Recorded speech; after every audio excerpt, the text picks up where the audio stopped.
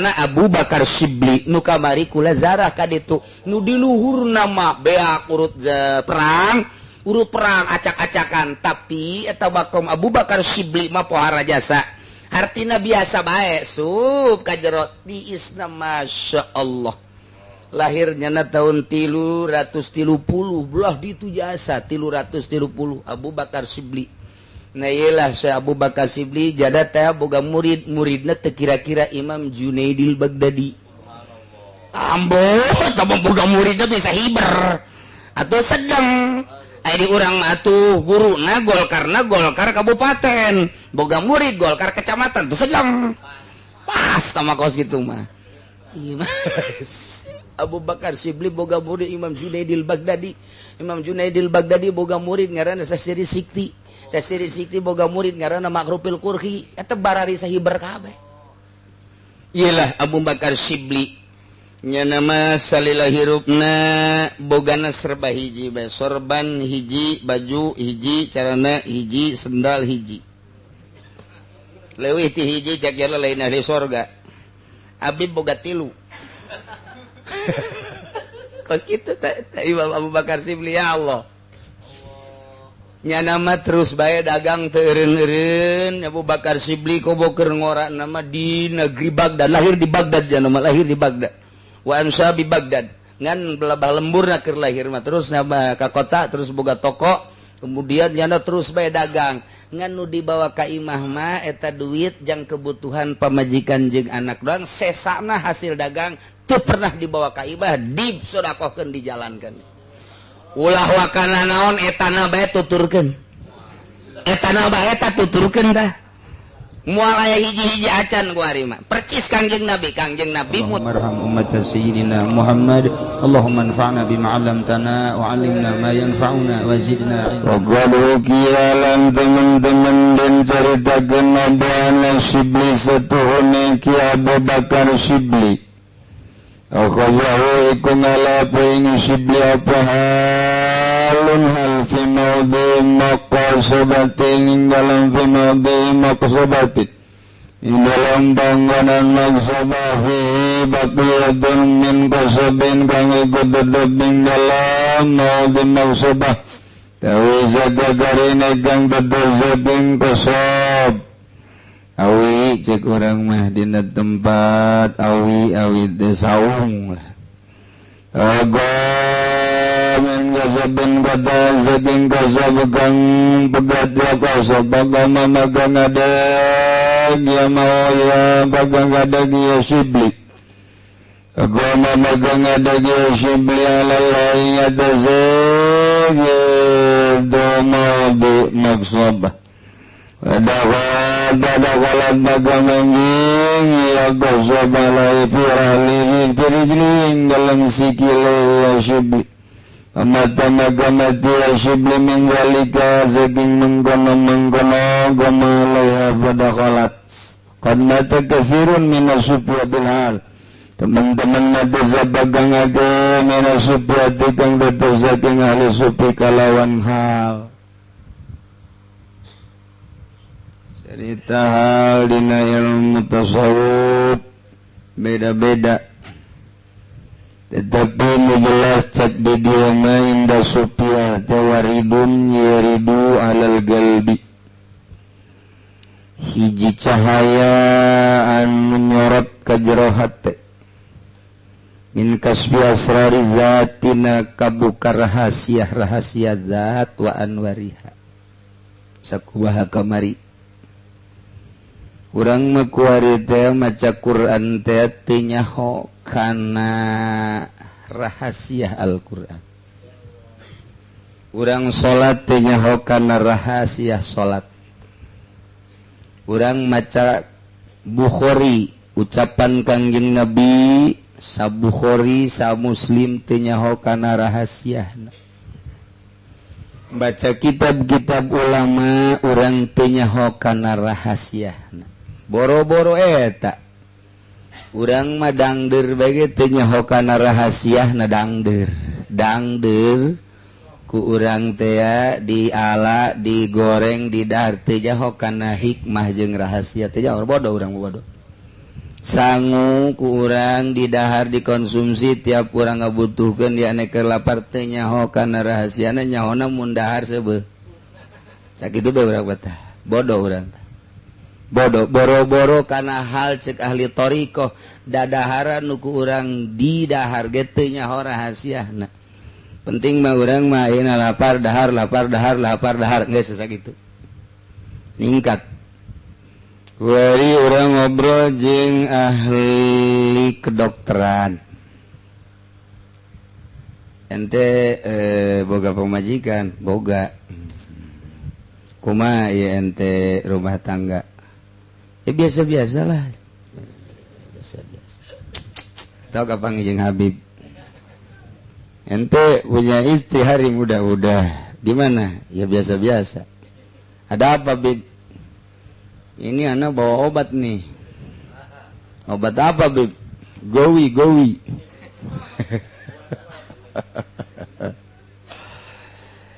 Coba sini ke dokter atau ke Habib dulu. Obat apa ini? Ini ramuan. Ramuan apa? Ini diramu kencur, kunyit, kemudian sama yang pahit-pahit itu apa? Jadam dicampur sama madu sama anak taroin pupucukan. Apa itu pucuk? Udah ente rasain aja dah. Coba diinum tek. Barang diinum nyana sare bener. Habib kapan kesini lagi ya? Waduh, kenapa emang dengan Habib? Rindu gua sama Habib, padahal lain ke Habib nah. Lain tah. Jadi aya rindu tah jana tah, rindu ka Habib, ka obat. Jadi nyana teh yang merasakan obat nyaho rahasiana obat eta teh obat kuat. Sedengkeun emang geus rada mengpelehe. Mun teu make obat eta teh tinjuna elehan bae. Nah, nyana nyaho tah ka obat eta teh. Lamun ngeuleuh di mana bae hayang. Obat kos kitu teh geus jaho dadaekna tah mun geus jaho kana rahasiana membuat satu kenikmatan rindu tanyana tah rindu. Bentar Habib baturun mau obat bae. Di mana bae? Coba ge di kantong Habib Rozak waduh leuh. Aduh. Tah eta geus jaho rindu. Sebab ayah hikmah nu terkandung di obat eta nu membuat satu kenikmatan anu luar biasa rindunya na. Ayah hiji kadaharan misalnya ieu lamun ngadahar ieu mun ngadahar ieu puyeng arareueuh ieu bener tah je coba ge didahar ku urang bener urang asal we neuleuh obat eta bahkan bisa neangan urang lantaran nyaho hikmahna mun ngadahar obat mun ngadahar buah eta ngeunaheun ka dieu kada otak ieu puyeng leungit nyaho rahasiana urang pasti rindu jelema mabok nyana keur ngahareupan bir bintang waduh di dieu ekstasi waduh minum kunanya lah minum bir lek kadele tuh jelema ya dua ku ari mah ya dua seri sorangan nya sering yang serikeun bawa jelema ya dua ngomong ka hareup ya dua cek sia gua jadi terus leng perasaan teh damai jana teh naon nu datangkannya perasaan ngusapannya na pamajikannya na nu hideung kadeleuna putih padahal mah pendek kadeleuna jangkung padahal mah teu mandi ka ambeuna seungit atuh edan jinganan tuh eta nyaho nyana ekstasi teh seperti eta leng sanajan nyana di jero kamar sanajan manehanana teh kitu cicing bae tapi seakan-akan menjadi surga 1 hari 2 hari 3 hari seminggu lah beak geus tah daya tahan ekstasi teh mun hiji seminggu beak tah isukna neangan duit teh hayang meuli ekstasi kudu memang aya hal asup ka dirina nikmat jasa Oh dijual motor jangan meuli ekstasi beak motor dijual mobil jual kabeh pamajikan jeung anak demo tetep bae meuli bae jadi dini pamajikan jeung anak babaturanana dikumpulkeun nyana dimusyawarahkeun supaya ulah beli obat eta tetep bae malah nyana dakwah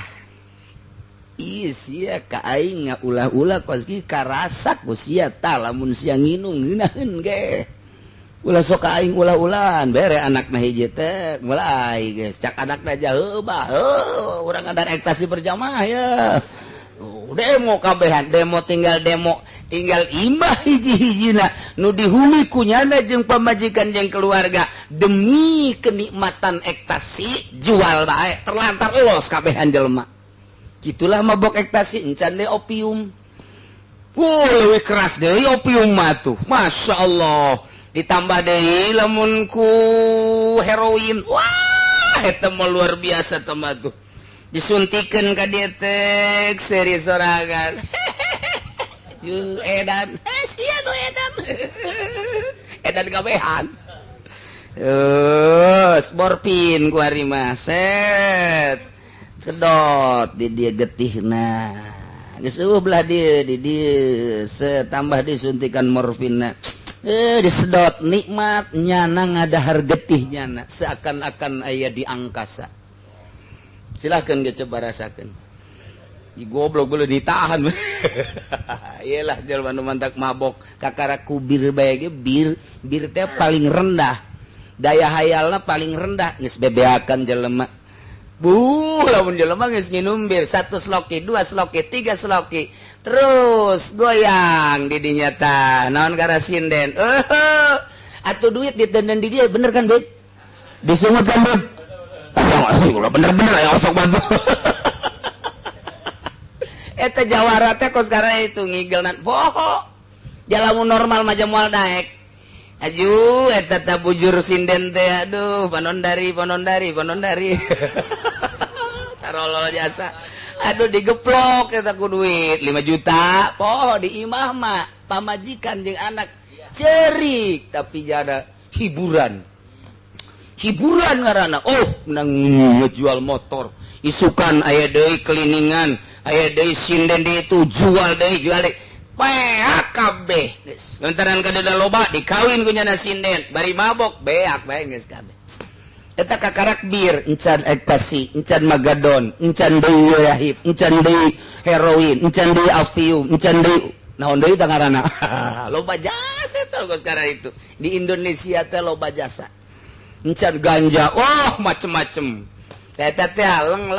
ayeuna teh aya satu kenikmatan sehingga poho di demo ku pamajikan jeung anak atuh sabodo teuing nah Roy Martin bintang film ternama di Indonesia hampir masuk internasional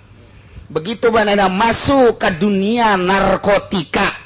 terus jangan ekstasi tangkap keluar deui malah jadi bos nanyana tangkap deui malah nikmat nyana malah di jero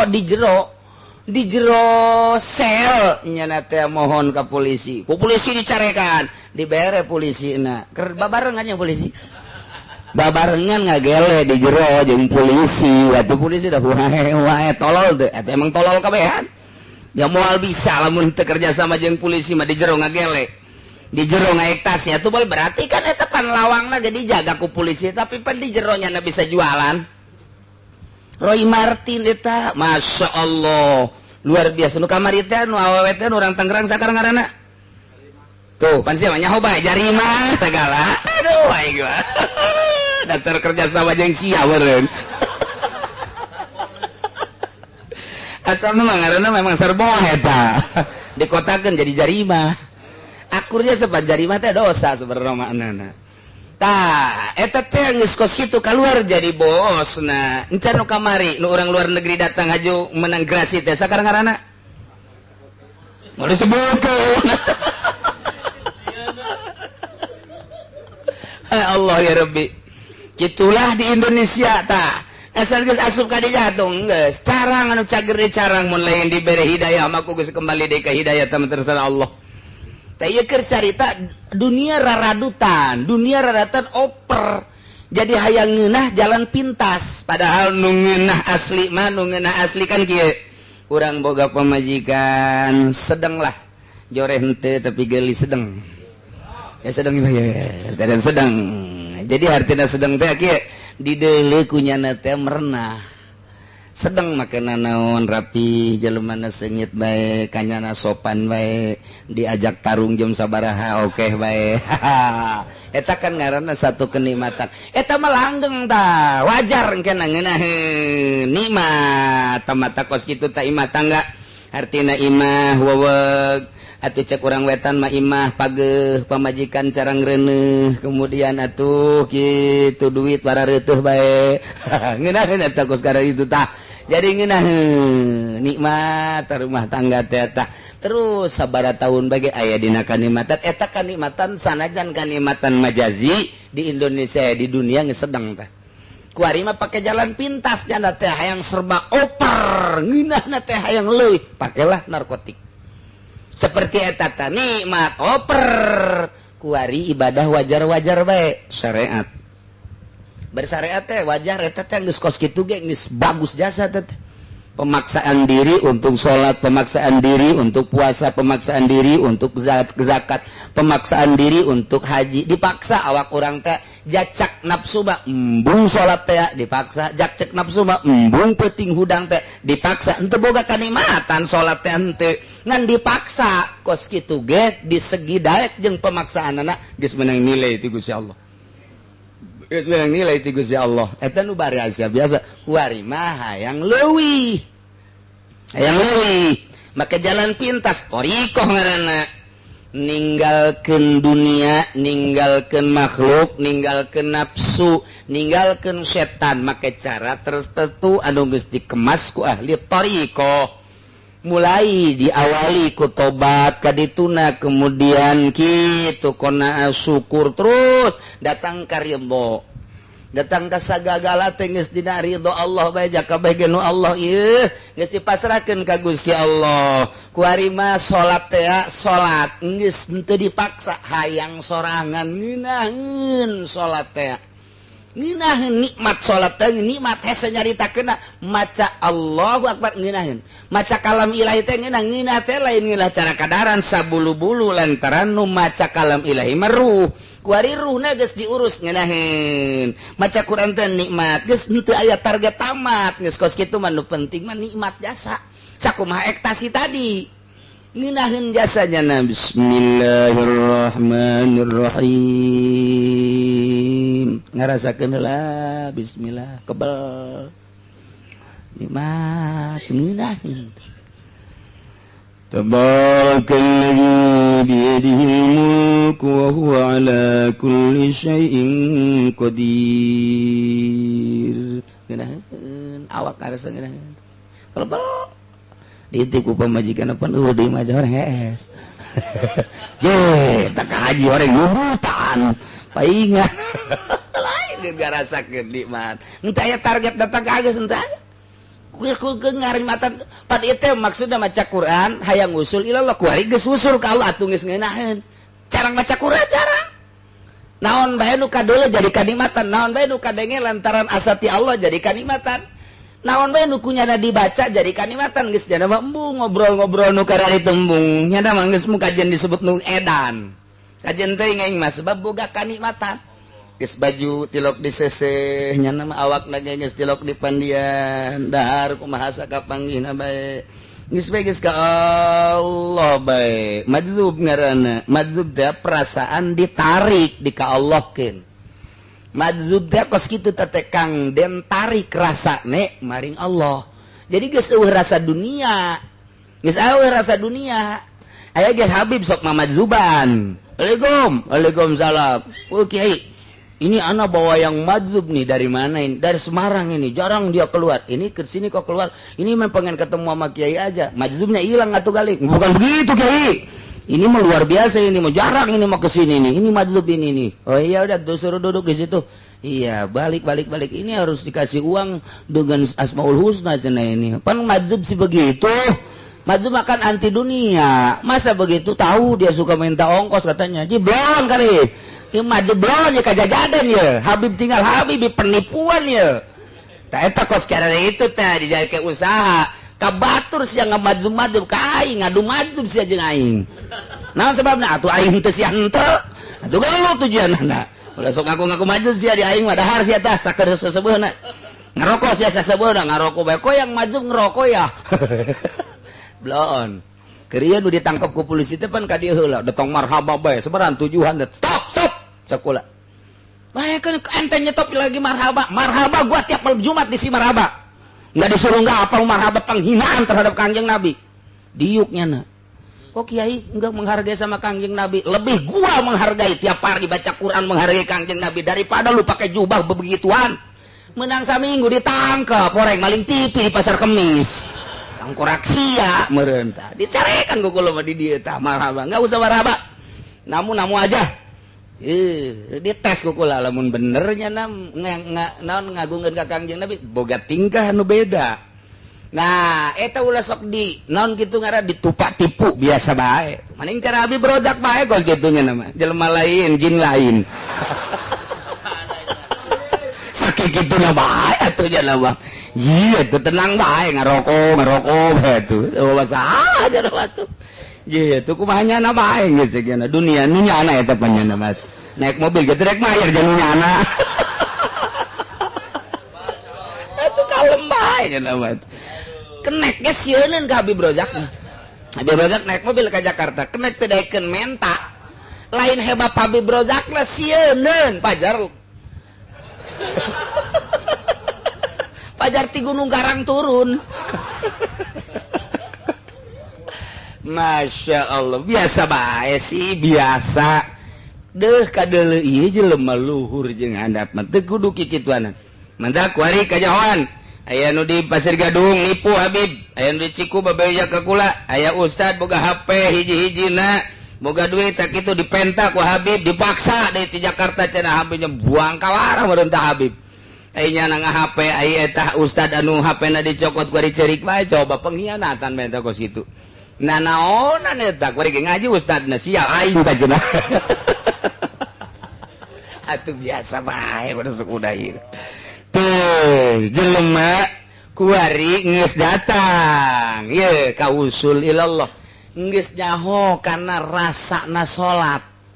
Geus nyaho kana rasana maca Quran, geus nyaho kana rasana mutolaah. Kuare mah hiji bae geus nyaho kana rasana salat ngeunaheun jasa sebabnya anak geus dibukakeun breh bae. Geus dikasapkeun ku Gusti Allah rasa salat teh aya di dirina. Teuk datang ka eureun bae ge salat. Ngeunaheun jasa. Allahu Akbar. Asa ngobrol jeung Allah.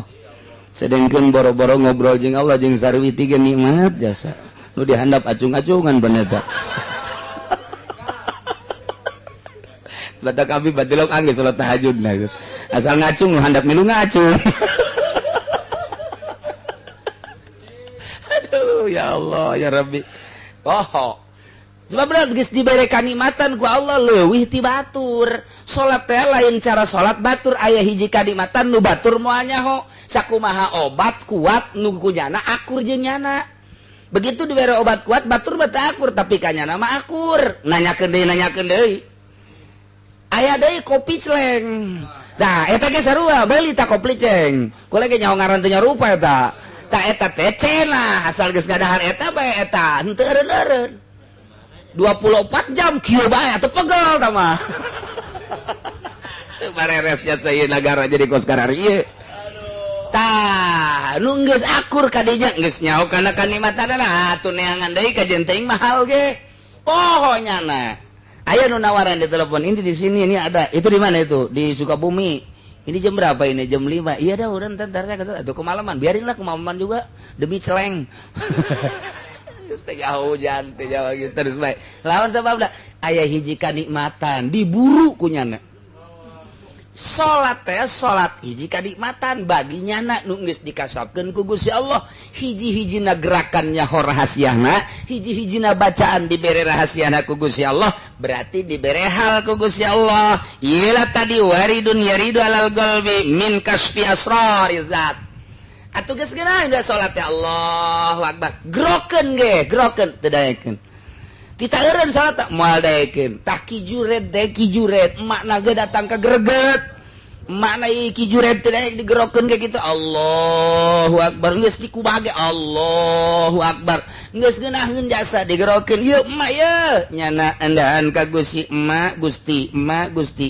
abdi maning ka Gusti apa maning ka emak ka Gusti nikmat jasa ngan ieu emak wajiban kudu lah abdi maning salat Allahu akbar emak nyana teh pan jago jasa pikihna digerokeun ku ibuna nyahoon mun teu nembalan doraka mun teu ngaijabah doraka tapi kulantaran ngeunah jasa jeung Gusti Allah maning jeung Gusti bae kajeun doraka ge sarua jeung kitu Pat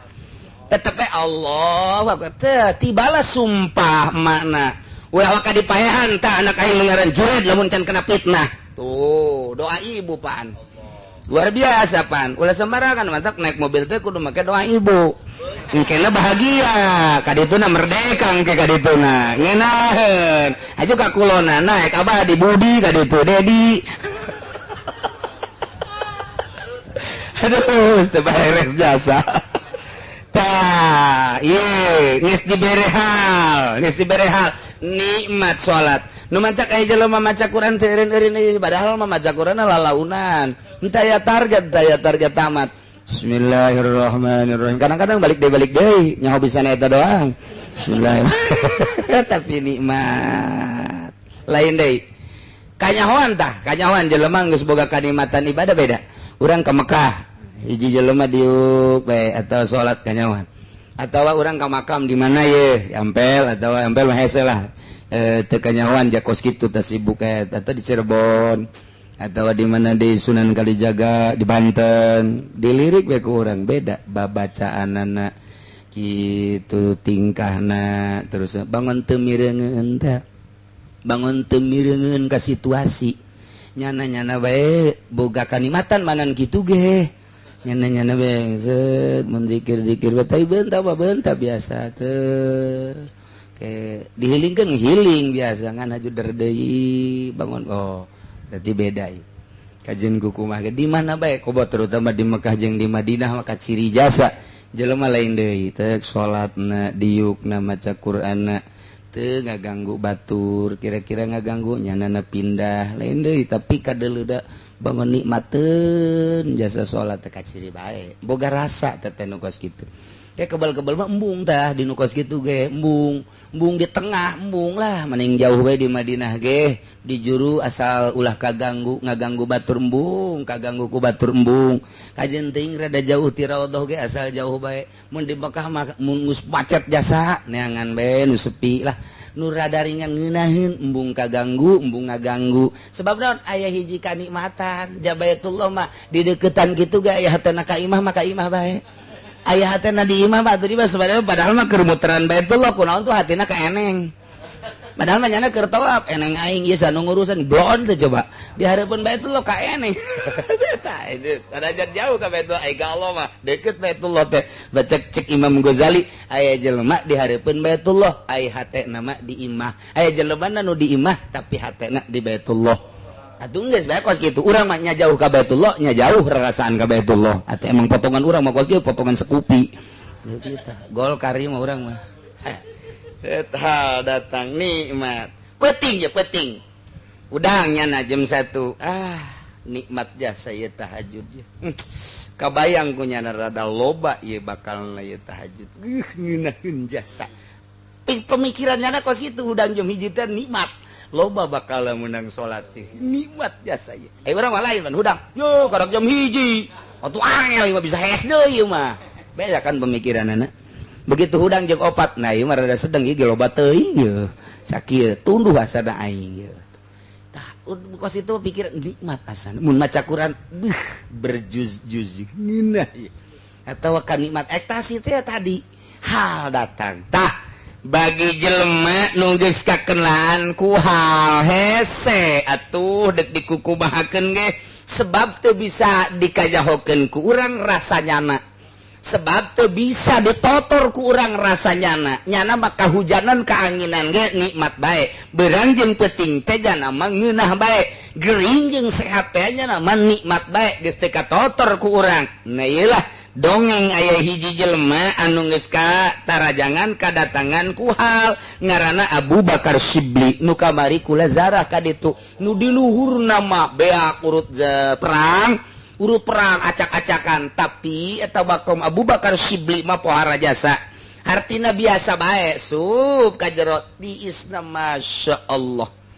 lahirnya na tahun 330 belah ditu jasa 330 Abu Bakar Shibli. Nah iyalah Syekh Abu Bakar Shibli jada teh boga muridna teu kira-kira Imam Junaidil Baghdadi. Ambo tah boga muridna bisa hiber atuh sedeng. Di urang mah atuh guruna Golkar kabupaten, boga murid Golkar kecamatan tuh sedeng. Pas sama kos gitu mah. Abu Bakar Shibli boga murid Imam Junaidil Baghdadi. Imam Junaidil Baghdadi boga murid ngaranna Sasiri Sikti. Sasiri Sikti boga murid ngaranna Makrufil Qurhi. Eta barari sahiber kabeh. Iyalah Abu Bakar Shibli. Nya nama salila hirupna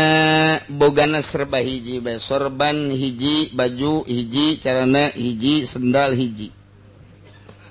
Leuwih ti hiji cek jala lain ahli sorga. Abi boga tilu. Kos kitu Imam Abu Bakar Shibli ya Allah. Nya nama terus bae dagang teu eureun-eureun Abu Bakar Shibli koboker ngora nama di negeri Baghdad lahir di Baghdad ya nama lahir di Baghdad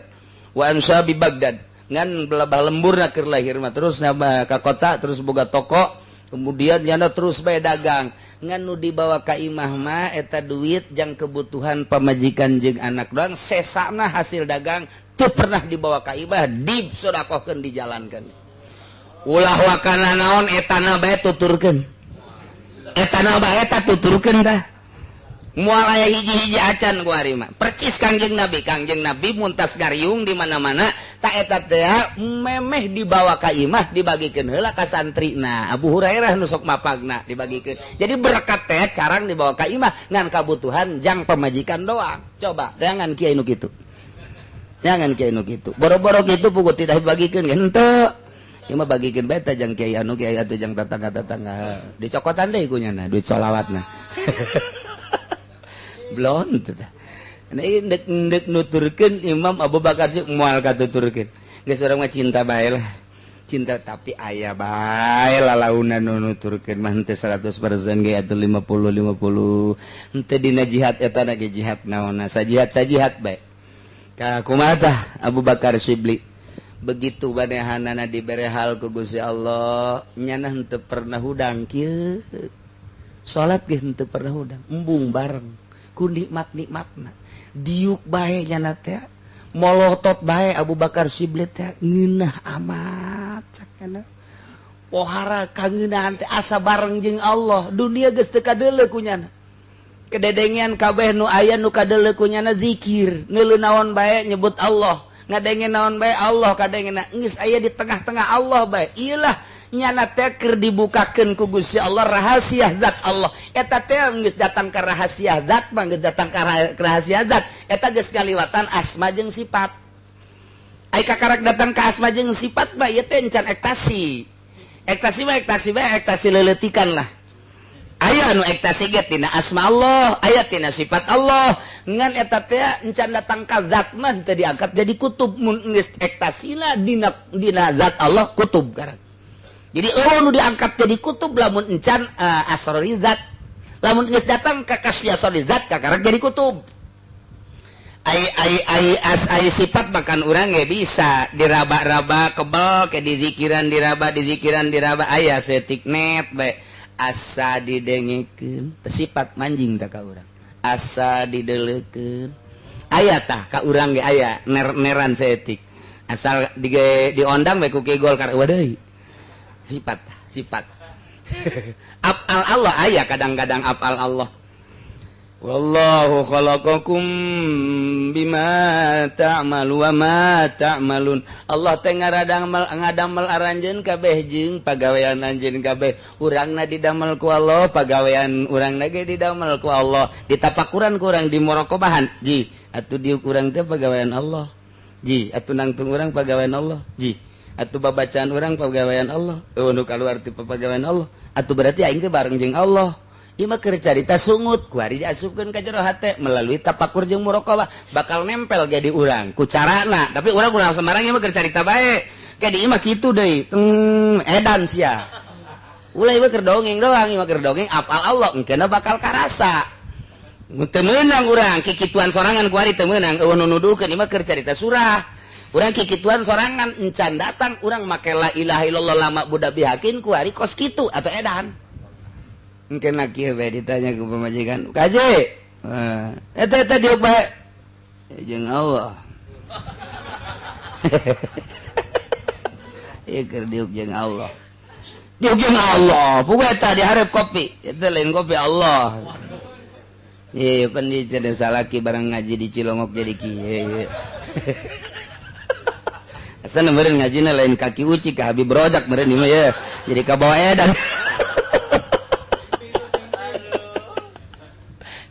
temenang zikir eta temenang kadinya lain awahan lain ke pindah zikir menang ke dibere tak kieu kakara karasa ngeuna mah tak kadituna embung caramah embung bergaul embung emang kunaon teh nyaho kaganjaran nyahoana jeung sia mah kombung geus sia mah sia bae hese nyerangkeunana kunaon sih segala ngariung segala bergaul embung bae ieu mah embung. Ye, eta batur tadi urusan kajian aya kana nu ngurusan ieu. Emang kunaon? Sia mama nyaho. Kunaon? Aya hiji kanikmatan. Mun diuk teh geunaheun, aya kopi, susu, aya rokok.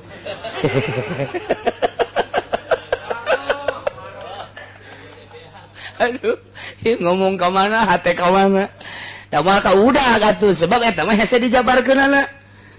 Sebabnya na ngujina sakieu kaditu ngaji ganjarana hiji dibayar 10 paling ge meureun dibere berkat lah kan sakieu kitu da. Tapi perasaan aing jeung Allah keur ngeunaheun jasa, ngeunaheun nikmat jasa. Maca Quran lain, maca kitab lain nyanangan diuk bae dina kursi. Tapi ibadah nu teu kanyahoan ku batur keur ngarasakeun hal nu datang ka jero hate. Nikmat padahal mahal eta teh mungkin dina asma, mungkin dina sifat, mungkin dina apal. Encan datang kana zat mah jeung cara nu datang aya nu diangkat jadi kutub mah tapi dibere dina apal asma atawa sifat ge geus ngeunaheunana luar biasa. Nikmat hese nyaritakeun eta kanikmatan eta. Nah, engke sanajan digeleng ku kareta ge moal nyeri. Pae mah pae. Si ada bahasa pajar moal pae deui. Ngeunaheun. Aya gempa tibalik atuh ngeunaheun bae. Mimiti awak aya kulitan kulit di jerona, aya dagingan daging di jerona, aya getihan.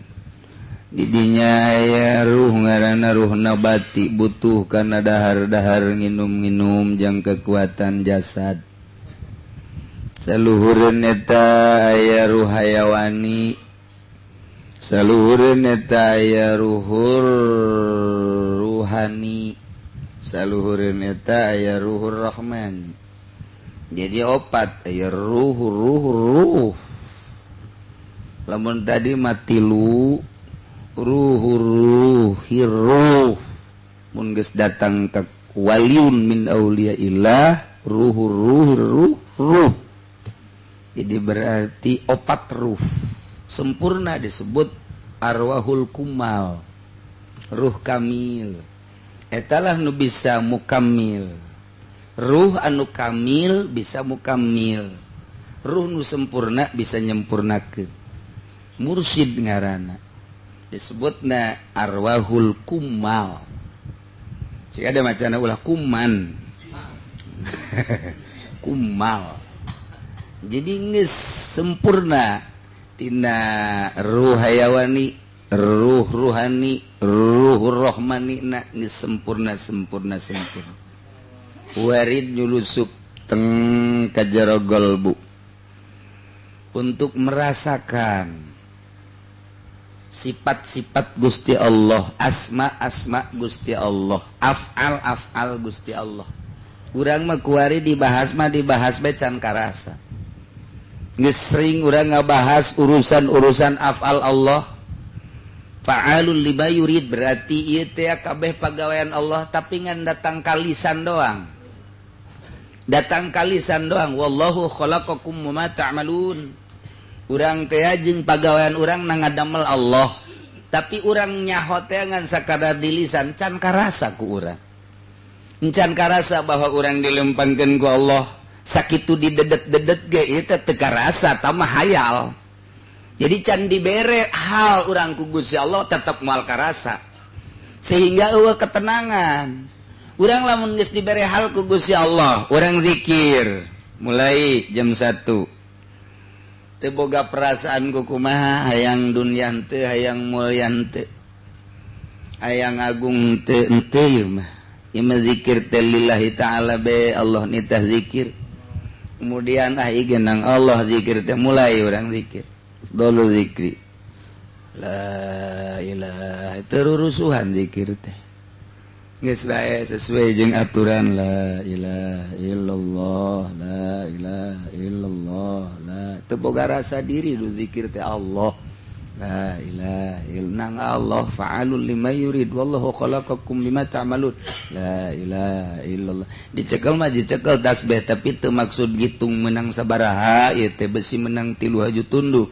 La ilaha lolobana emang gitu lah. Tenang zikirna teh lah teu boga target sabaraha, teu boga target datang ke jam sabaraha, kumaha Allah bae. La ilaha illallah, la ilaha illallah. Kulantaran tadina urang teh nyebutan ahli-ahli Allah heula, make adab-adaban sesuai jeung aturan. Allah anu ngagerakeun urang teu karasan kana bakalna leng udang-udang subuh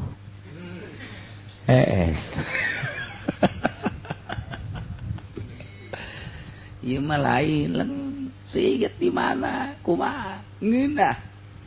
datang ngeunah eta hal ngan kakara-karasa ngeunah doang kakara-karasa ngeunah. Namun ditanya ngeunahna modal kumaha teu bisa nyaritakeun pokona mah teu boga pikiran ku kumaha leng rindu ta urang rindu encan dibere ku kumaha kakarak awalan hal awal teng dibere rasa ngeunaheun amat sih eta berjam-jam ge sila sugan engke bakalna nyeri henteu sugan singser moal teh mah kajeun ku kumaha ge moal bae jag-jag bae urang sabaraha jam teu karasa. Misalnya jam 1 datang ka adzan Allahu akbar Allah eta hanjakal boga rasa hanjakal ih adzan mah ku ngeunaheun teu karasa di jam 1 jam 2 jam 3 jam 4 3 jam setengah teu karasa ku ngeunah-ngeunahna ngadenge adzan teh ngadenge adzan eta teh asa hanjakal embung teh ngadenge adzan teh ku ngeunah-ngeunahna illallah la ilaha illallah geus teu maksudna naon teng hese tah meunang deui ka kos kitu teh hese mungkin teu sabulan dibere deui mungkin ke sababaraha bulan teu nyana berusaha tapi engke kadang dibere deui ku Allah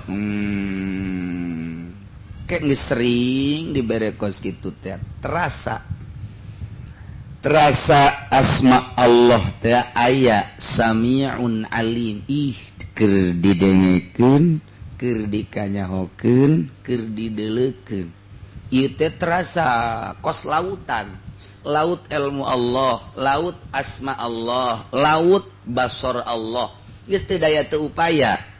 Ieulah hal di mana karasa asma bakal karasa sifat. Di mana geus karasa sifat jeung asma bakal karasa af'al. Ieu lainang urang nang Allah. Geus kabeh dedeleuan Allah bae, darasaan Allah bae, jalaina urang selama urang ngaku moal usul-usul. Sebab aya pengakuan diri. Di mana urang masih kena aya pengakuan diri moal bisa. Ieu geus lepas kabeh teu boga pengakuan nang Allah. Ikeur carita penjabaran, praktek nama lain gitu. Ieu carita penjabaran praktek nama atuh lain gitu. engke teu karasa tama lantaran tama anugerah ti Gusti Allah urang bisa ngalepaskeun mimitina tinggal ngalepaskeun dunia heula dilepaskeun bae heula dunia teh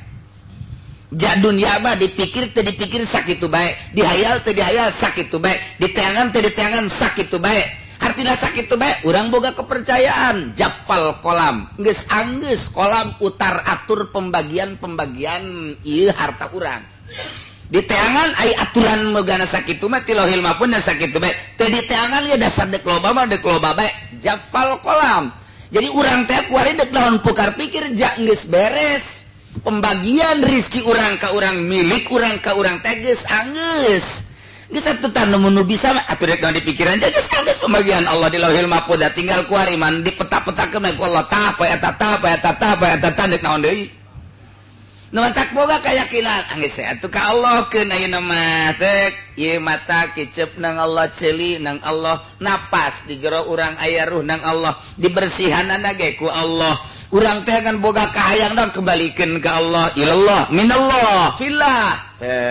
mulai nikmat nyulusup kaharti asma kaharti sifat kaharti asma jeung sifat bakal kaharti afal di mana geus kaharti sifat asma jeung afal bakal kaharti zat sebab moal kaluar asma sifat jeung zat kajukos kumaha tuh moal bisa saha ge moal bisa ta Kangjeng Rasul ge teu ngabejakeun Kangjeng Nabi Isa Kangjeng Nabi Musa teu ngabejakeun tapi eta ditajallikeunana ku Allah sabada takholli urang ta eta tajalli ditajallikeun teh kemudian eta dibere hal urang tajalli ta eta teh dipilih ku Gusti Allah tempatna Kangjeng Nabi Musa digerokeun ka Gunung Tursina apa teu imkaneun Gusti Allah lamun lain di dinya atuh imkaneun ngan geus kos kitu bae sunnatullah dek mere Allah ka hiji hambana anugerah tajalli kudu dipanggil heula ka Gunung Tursina Kangjeng Nabi Yusuf apa bisa apa teu mungkin di luhur bae luhur bisa tapi dek ditajallikeunna di jero sumur Kangjeng Nabi Ayub apa bisa apa teu bisa lamun ku sehat atuh bisa tapi ditajallikeunna ketika geus tinggal rorongkong doang Kangjeng Nabi urang dipilih ditajallikeunna teh Sidratil Muntaha walaqad ra'ahu nah iyalah Allah teh boga pemilihan-pemilihan nu mantap urang teh urang kudu milih tempat ieu teh lamun tempat ieu teh bagus ieu teh jang ibadah ka Gusti Allah pindah ieu terasa ngeunah ya di dieu mah ya di dinya mungkin dibere anugerah bakalna di dinya ieu teh teu ngeunaheun di dieu mah di anu pindah eta teh menang Allah ngagusar ngageser aya waliullah di Masjidil Haram teh ngeunaheun ku naon aya di Jabal Abi Qubais geunah aya waliullah teh di Masjid Madinah kok teu ngeunaheun ibadah teh padahal mah di raudhah deket Kangjeng Nabi kunaon atuh di patilasan Kangjeng Nabi di sekitar eta mah kok ngeunaheun pilihan Allah nah iyalah Allah teh dek mere ka urang tajalli ta eta teh dek nyembungkeun dek ngasupkeun hal ieu terserah Allah teh mah kumaha Allah bae urang teh dipanggil seakan-akan ku Gusti Allah mana ka Banten mana ka Gunung Santri naik ka luhur diuk di dinya sok ibadah sarua jeung kos kitu sila sok peureum bentak aya tukang saho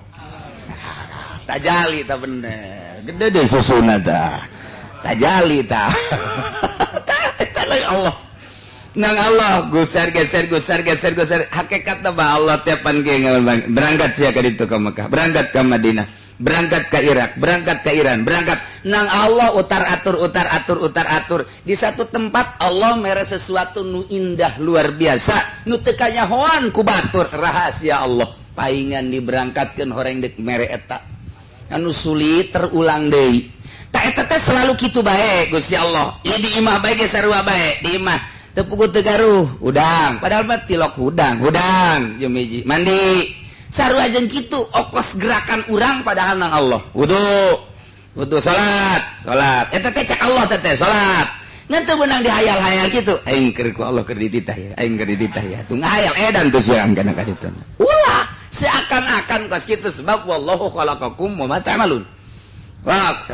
salat beres salat deh salat beres salat atau salat deh minimal genep rakaat ke Allah dibere mungkin di rakaat awal mungkin di rakaat kedua atuh teh mah kumaha Allah bae dibere leng bae di jero salat teh ku aya ngeunah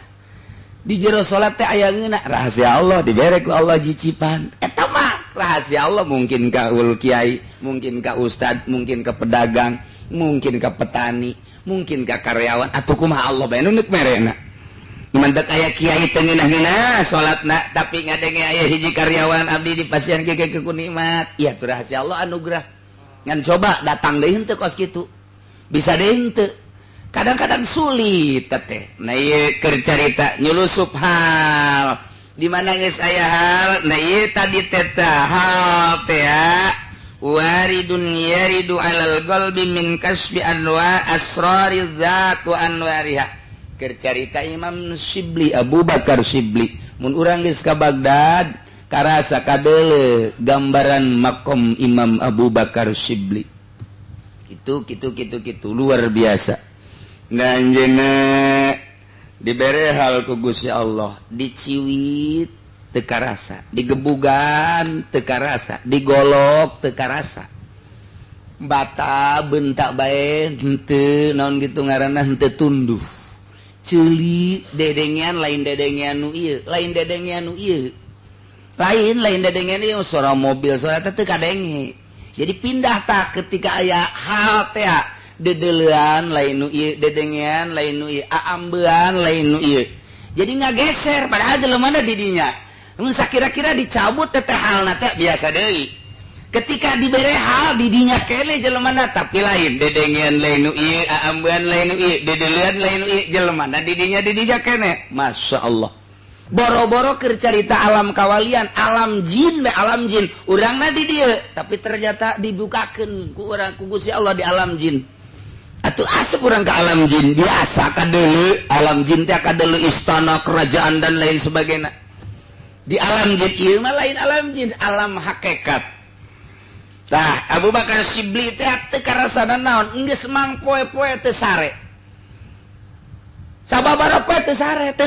lain teu sare lalagan teu sare bae teu kuat sebab lain dedeleuan nu ieu lain dedengian nu ieu nah di akhir ayatna Abu Bakar Syibli asup ka hiji tempat eta teh kumuh anu luar biasa loba puntungan-puntungan awi anu sarareukeut nyana asup ka dinya di alam hakikat ku ngeunah teu karasa aya paku nancep aya awi nancep teu karasa ternyata paku jeung awi nu nararancep ka dirina teh eta teh ngajadikeun sababna maot teu karasa ku nyana teu karasa kunaon di jero hal eta henteu karasa nikmat luar biasa asa jeung Allah bae neuleuh Allah denge Allah napas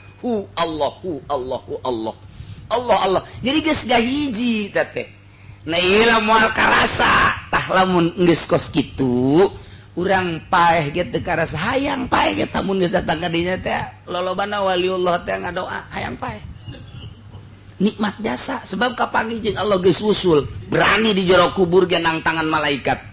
lantaran Allah na eta kene di dunia di luhur bumi Allah na eta di jero kubur Allah na eta di mahsyar ge Allah na eta kuari geus wau jeung Allah atuh teh sieun ketika malaikat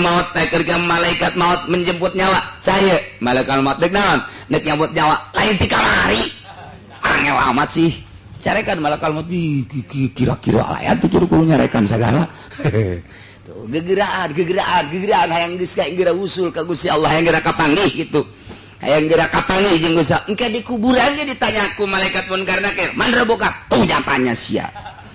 nanya maka ditu kenucan wow jeung Allah aing mah di dunia geus wow jeung Allah beuh ceuk malaikat pohara amat laporan ka Gusti ieu mah jadi tanya nyarekan kula sia teh main tanya-tanya bae ceuk Allah teh geus teu ditanya eta mah geus wow jeung Allah engke di masar teh kitu jangan mah ngaroko bae tenang bae sisi tenang wae cenah wae atuh kalem bae deuleu jelema nu kieu nu kitu eta sabodo nya nu geus wau ieu jeung Allah nungguan panggilan dong sugan sieun atuh henteu la khaufun alaihim wa lahum yahzanun nah sebab atuh di dunia da geus kapanggih jeung Allah teh geus wusul atuh kasihan inna auliya Allahi la khaufun alaihim wa lahum yahzanun lain kuari bae teu buka kasihan di jero kuburanna sugan sieun atuh henteu di mahsar sugan sieun atuh henteu nu mantak nya mah kuku cuprakan ka neraka ge masalah masalah nu mantak daripada urang didelekeun ka sorga haja teu ka sorga maning ka neraka tapi teu panas wali Allah teh pan ditaneangan murid-murid da coba besi di neraka murid-muridna kuku cuprakan di neraka teu panas cenah mah neleukeun muridna sia ye waduh geus aya abdi Asep di mana Asep Cikupa geus tarutung ge oh aji sia mung kunaon gara-gara ulah ngobrol lah angkat heula kela sia menjadi tutung ge kunaon ye ngridit geus cenah asup ka langit biru aduh Gusti Allah agung nailah orang menyaritakeun ka saya geus diangkat eta waliullah ulama kuku cuprakan di neraka masalah teu aya naon kitu ngaranna henteu panas contoh teu panas Kangjeng Nabi Ibrahim kuniyana rukuni barda wa salaman ala Ibrahim tama adat doang seuneu manaskeun adat tama jabuktina para Rasul, para nabi, para aulia Allah ketika ku Gusti Allah ditiiskeun atuh tiis bae. Nailah Abu Bakar Shibli teh ya, asup ka hiji tempat nu kumuh, katojo sukuna, ku awi dan lain sebagainya. Teu karasa ceknya terus maot. Sayyidina Ali apa karasa atuh? Henteu. Geus aya hal mantak cek Sayyidina Ali eta cabut, dicabut. Geus dicabut. Oh, teu karasa halna keur aya. Kos gitulah para wali-wali Allah subhanahu wa ta'ala jelema bobogohan ku nikmat-nikmatna galedeg kadenge moal kadenge di sisi kuburan sugan sieun ka kuntilanak henteu moal padahal mah nya eta di sisi kuburan nya hujan geledeg glungsing jeleget henteu sieun naon sebabna geus wusul ka susu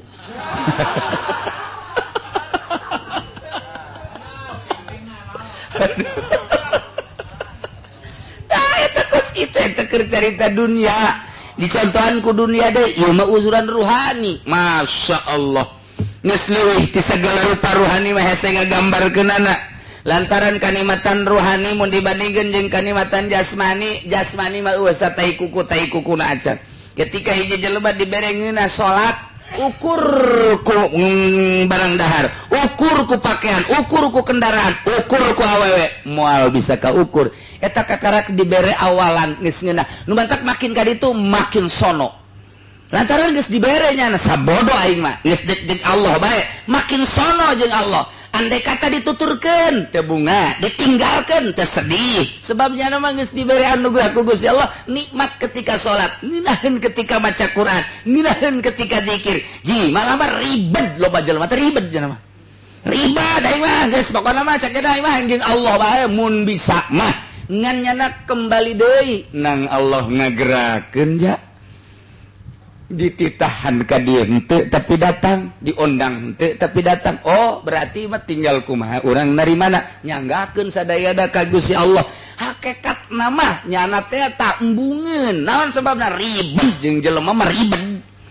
geus mah ngeunaheun sebab ketika maca Quran teh teh kudu loba maca Quran nikmat zikir gitu keneh geus lain ukuran 1000 2000 keur awal mah heueuh ulah kurang ti 1000 ulah kurang ti 10.000 keur awal mah ai kadituna mah geus dibere ngeunaheun nu mantap 1000an jelema maca la ilaha illallah aya waliullah maca la ilaha illallah hiji bandingkeun jeung jutaan la ilaha illallah nu can usul beratan hiji tah nu mantap naon kitu ngaranna hiji zikir dibaca ku ahli Allah hiji jana zikir bandingkeun jeung jutaan manusia beratan keneh ieu kitu keneh doa ahli Allah henteu kudu loba Allahumma ighfir lahu warhamhu sakitu doang nyulusup ka mayit ngeunaheun jasa karasana Kiai Golkar ngadoa Allahumma ighfir lahu warhamhu cak mayit teh geus aduh ya aing nyangsang di tangkal Golkar ieu cek ya aing bisa ragag ya Allah hese lamun jelema geus dibere makin sebabnya nama di alam jeung diomongkeun teu pengaruh di alam sakitu bae diomongkeun sakitu bae jak embungeun ieu nya nama sebab jelema lamun ngaji hayang dituturkeun hawa nafsu jelema ngaji magahan ngaji ceramah dakwah geus lain nita nuturkeun nyana ka Allah geus ngajak ka Allah bae lamun diri tu geus ka arah Allah atuh geus cukup jangan ngajaknya ka Allah jadi lain hayang syak kunaon teu ngaji ka aing hawa nafsu siksaeun Allah tetek kiai kos kitu kunaon teu ngaji sia ka aing siksaeun Allah atuh kunaon hayang diajian pan ngaji teh ngajak ka Allah ge Allah anu noelna daekeun jeung heuteuna dakwah teh ngajak ka Allah ketika urang ditu di dakwahan geus ka Allah atuh geus urang sok aju pan sia di dakwahan ku aing bere atuh aing amplop eta kos kitu bahaya tak kos kitu tah nu mantak lamun aya jelema dakwah macakeun Al-Qur'an macakeun hadis macakeun kalam Allah macakeun kalam ulama kemudian nu dimaksudna teh qosoda wa qosoda kitul mal wasanaan nah lamun dimaksud harta jeung pangalem ieu adalah ria teh tuh bitul amal kadituna siksa bacakeun Al-Qur'an makin loba nu ngadengekeun makin gede ganjaranna jelema ibadah kemudian didengekeun ku jelema loba makin loba nu ngadengekeun makin gede ganjaranna ka dirina lamun henteu qasdul mawasana lamun tujuanna hayang harta atau hayang pangalem atau duanana nya harta jeung hayang pangalem siksa Allah nu bakal terjadi dek ngaji Quran tah dek pidato tah dek ceramah tah dek ngaji tah kudu kumaha tuh ajakna ka Allah ngajak ka Allah dirina kudu geus ngarasakeun ka Allah lamun ngajak ka Allah dek aya nu ngadengkeun dek henteu dek lobaan dek saetikan akur bae ketika enggeus ka Allah bungah nu aya urang mah lain kitu pan narurut ka aing bungah ka Allah basa bodoh teu nurut ge urang mah tibalik tak ieu mah lain bungah asal geus ka Allah bae ge urang ditu geus salat atuh enggeus teu kudu didawan geus cukup urang ditu geus ngarzarakat geus atuh teu kudu ja dakwah teh dakwah neruskeun Kangjeng Nabi di sampingnya imankeun ngaislamkeun ieu jadidu imanakum nambahan gede iman nambahan anyar iman kudu urang ditu areun geus salat areun geus zakat geus teu kudu ka ditu atuh nu penting mah ka Allah nyana teh silaturahmi atuh kajian tapi urusan nafsu teu datang-datang urusan nafsu cenah geus teu ngaji jak geus atuh masalah ieu mah sok ditanyakeun sieu datang-datang ka aing barang geus jadi jelema yes baheula mah sia keur nyungkruk ka aing bae nah ieu siksaeun kiai siksaeun siapa ngaji di aing nyaho ka alif lempeng jeung bengkok teh pan di aing ku ari sia geus gigiridigan ka dieu ka ditu pan tiloknya apa ka aing kiai siksaeun Allah ji atuh geus we urusannya nyampekeun atuh geus ganjaran engke bae di akhirat bari tungganana ulah ku ari diomongkeun padahal teh murid aing tapi ku ari nya geus tilok ka aing bloon jasa sumpah sia ku aing sia disapa sia ku aing cak murid ngadu sapa yuk ngadu sapa bang pokona jeung nu teu karena Allah mah panyakitan bae tapi lamun nu jeung karena Allah sebab nu di dieu ridho Allah nikmat kanu ngaji nikmat kanu ngadengekeun nikmat ka murid nikmat naon nikmatna mere sakitu teu mere sakitu datang sakitu teu datang sakitu sistem ngomongkeun sebab lawan izin ka Gusti Allah ja hakikat mah titipan ti Gusti Allah ngajak lagi ka Allah ieu ku ari geus da bisaeun nyana teh tadina diajak ka Allah cara ngaji amil ngaji jurumiyah narkib dan sebagainya halal ngasal alfiah dan ku ari geus badiri atuh geus teu kudu kumaha geus bisaeun nyana ka Allah bahkan geus ngajakan ka Allah atuh geus urang mah diojol pantah kamuliaan teh ku keagungan ku dunya ieu kutukeun Allah teh urang lamun ngomong kos kitu teh hese jasa hese teh kos kitu cita bacana ka aing emang kasiap ku aing mah ieu hiji-hiji acan hese mantak urusan batin lamun teu boga guru moal bisa ria capek jasa ngaleungitkeunana ria teh capek sebab urusanna ruhani urang ku ari encan aya guru ruhani atuh moal bisa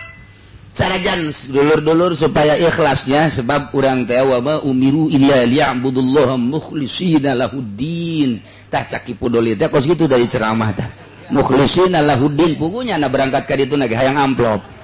atuh tia kunaon ngadongengkeun mukhlishina lahuddin panyanana ge lamun teu di amplopan teu datang pan cenah mukhlishina lahuddin pan eta munafik eta kos kitu ngaranna sial cak haji podoli emang sial sia mah lain aja pura ini kabehan kabehan aduh ngan apa ya ditukangan kabehan hese emang kumaha jak kiai ga dulur sing ikhlasnya ai ceramah teh kos kitu pada ulah kamari ge ngadaengkeun Ki Nurjaya sing ikhlas bae sing ikhlas pokoknya nak kadinya gaeng diberi duitan pada teh kos kitu tah munafik eta teh ngaranna tah kudu kumaha atuh urusan rohani atau beneran pancan ngabeneran ge 1 juta kali ngomong ikhlas moal bisa sebab candi urusan pan ai candi urusan lah atuh ngaranna ge candi urusan kadaharanna naon rohani teh obatna naon rohani teh antina naon rohani teh ai awak urang mah pan kuari teh diurusan isuk-isuk ulah ngadahar rujak sia nyeri beuteung nya isuk-isuk ada rujak yang itu cara baca aing normal hakan ku sia menang bae setengah jam WC mananya itu bukan sia tah eta teh isuk-isuk ge urang diakurkeun bae uduk haneut mantap cek urang teh laksa mantap ieu naon deui karana belah ditu teh tuh naon deui ngomong atuh sia teh teh keun tah teng akur untuk menjaga kesehatan disesuaikan kadaharana ieu kieu le ngantuk saeutik urang teh disarekeun jang awak ba urang geus teu kudu dipeta-petakeun meta sorangan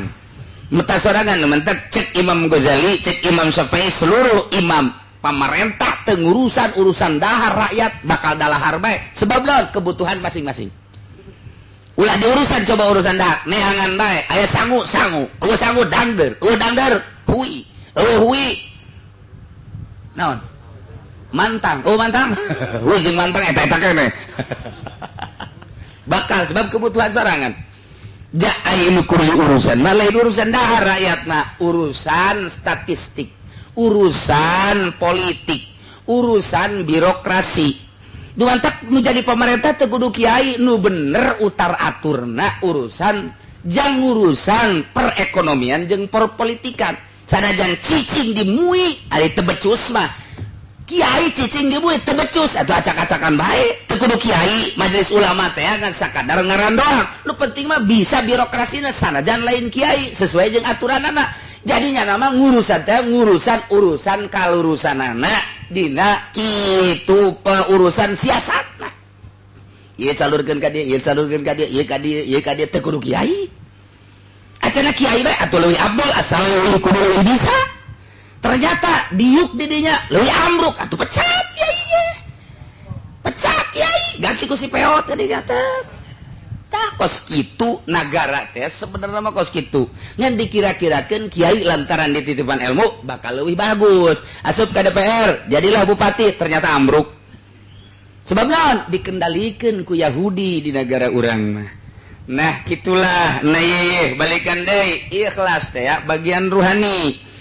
lamun urang encan ikhlas moal datang hal satungtung aya keneh ria ujub takabur nafsu ngaranna mual datang hal jelema didatangan hal teh aku Gusti Allah diberi anugerah ketika geus eueuh panyakit rohanina ku hari urang saseleh dek ngarengitkeun ria ge sebab ria bagian rohani posisi riana aya di lelembutan nu mana di urusan ge encan ku urang salilana aya mah aya kitu ikhlas saeutik persentasena cek Imam Ghazali teh mah aya ikhlasan aya riaan ditimbang gedean mana ikhlas jeung ria gedeana ria bae urang sodako ikhlas aya riana aya timbang gedean ria bae can diurusan mah urang aya nama tutulung ka batur aya ikhlasan aya riaan timbang gedean ria bae urang ngaji ceramah aya ikhlasan aya riana ikhlas cek jadat jaya mandek mituturan batur teu hayang teh duit bae dibere atuh alhamdulillah itu dibere atuh eta non gitu ya alhamdulillah kana lah pokona malah geus bae ceramah bae nyana dak bae datang ka imah dibuka leutik amat riana gede liana tetep bae hese can diurusan tah mantap perluna pengurusan ruhani kudu ka ahlina nu tadi teh kudu ruhul kamil arwahul kumal ilah anu bisa ngurusan urusan ruhani jelema nu geus bersih ruhanina ieu mah urang guguru ka jelema anu encan bersih atuh ka bawa nu mantak anak almarhum abah teh dek di pesantren anak awewe ka ditu bae nya ka mana cak anak teh ka cinta pada ulalah cakabat pala linter keluaran cinta pada mah ulalah cakabat mending di orang-orang baik atau kadenya ka Bogor sekali deh yang gak cinta pada we ulah nu mendak ulah nama guruna sok asal keluaran cinta pada we haju bae jualan tiung tak eta ti dituna jualan tiung guruna ka muridna ge jualan tiung terus bae muridna ge engke mun muridna de jualan tiung deui bae jualan jilbab jualan tah eta ti luhurna kos kitu tah kolot mah geus istimewa jasa ulah sok jualan tiung saeutik mah ngomong panyakit eta dibawa di pondok bae guru geus jualan atuh kadituna kumaha tah eta lah jadi ilmuna mah gede teh ngan dibere embel-embel kuari muridna kitu bae asal pengajian jualan asal ngayakeun pengajian jualan atuh emang uyah moal tetes ada pasti teh mantap ge dengan guruna nu ikhlas mantap kula masantren di Banjar teh cakabat di dinya bae lantaran eueuh surahan di Banjar mah hayang pindah ka Cikole hayang pindah ulah geus di Banjar bae bebeja kula ka Abah Bah di Banjar mah ieu ngaji utawi iku surah 8 doang jadi boga kajen di Banjar geus lain kajen mah sekolah teh geus jadi sampai ke saya sadaekna lah geus hayang ka ditu ulah ka dieu ulah ka ditu ulah ka dieu ulah can kaharti kahartina ka dieu tahapan ikhlasna nu beda tetesan ikhlas engke deuk hayang surah kumaha sia lamun guruna ikhlas ngembang lamun guruna teu ikhlas sabakutek sakitu bae sia nya bakutek sakitu bahasa Prancis eta bakutek teh teu nyahoeun jadi hese tah kolot mah luar biasa istimewa ulah geus di Banjar bae barang diteliti kos kitu gitulah loba-loba hal-hal anu diulah ka anu ulah bahkan kula geus siap dek belajar di Mekah geus saminggu deui dek berangkat nu nguruskeunana kana Haji Muhadi di Jakarta tanpa make biaya kurang geus nyieun kitu ijazah sanawiyah jeung aliyah ge geus nyieun geus dialihkeun ka Arab geus tinggal berangkat seminggu lagi cenah berangkat beja ka kolot ulah henteu bae mah yang bisa bahasa Arab dah ulah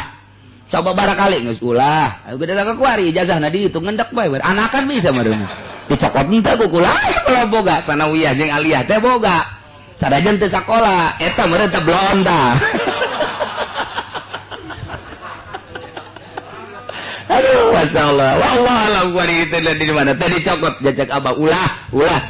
kaharti kuari meureun lamun kuari bisa bahasa Inggris paseh bisa bahasa Arab paseh lalancongan kaditu kadayeuh meureun kapake di pamarentah kapake di NU meureun kapake jasa sakieu ge bodoh deuk digeser-geser bae ngan aya bodoh bapan gua teu berani embung aing bodoh ge diseri-serikeun batur geus ngaji kieu bae aing mah bade los lah pokona deres tah inget ka kolot bener teu meunang lelempangan kadayeuh nya sia dayeuh nah iyalah jadi barang diamati kuari ikhlas begitu terus dididik ikhlas bari terus dipraktekeun encan bisa ai beneran ikhlas mah ngan praktek lalaunan bener oge sia ngaji bah panu ngajina ge kiai mah ulah neuleuh kiaina asal sia bisa ikhlas nu barisa ngaji bakal ngaji ka sia jago ngaji tapi teu ikhlas mundur boro-boro nu bisa ngaji nu bodoh ge moal daekeun ngadaekeun sia jaheunya geus kitu bae geus pokona geus ulah hayang dilalawan ulah hayang dibere ulah hayang disasalaman ulah geus ngaji titik geus sakitu pan ngomong mah babari tah coba ge ceramah pun pahit jasa cak Haji Pudoli eta ikhlas pahit cak gadata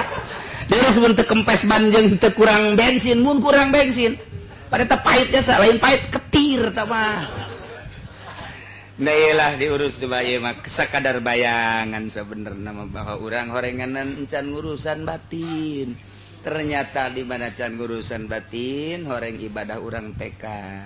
tayeu mah nyarita teh lainna naon horeng aya parantina nahu sorop aya parantina kitu keneh ruh ge aya parantina ulah sambarangan asup tarekat ulah sambarangan asup pengurusan rohani kira-kira encan pas mah ulah maning bersyariat be insyaallah ku bersyariat ge